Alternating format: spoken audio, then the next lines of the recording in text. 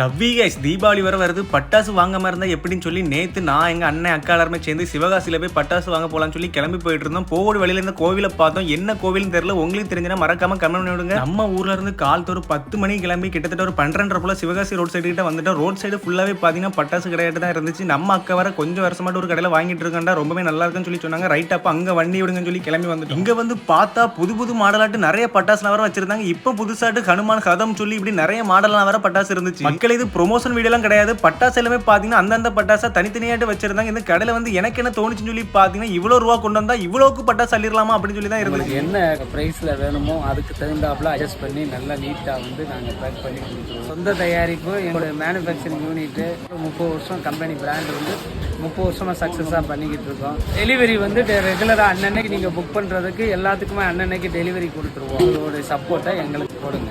இவங்க கடை நேம் ராஜ் பட்டாசு கடை. கடை கரெக்டா எங்க இருக்கு சொல்லி பாத்தீங்கன்னா சிவகாசியில ஆமத்தூர்ல தான் இருக்கு. உங்களுக்கு பட்டாசு தேவைப்பட்டுச்சுன்னா ஸ்கிரீன்ல தெரியக்கூடிய நம்பரை மறக்காம கான்டாக்ட் பண்ணிடுங்க மக்களே.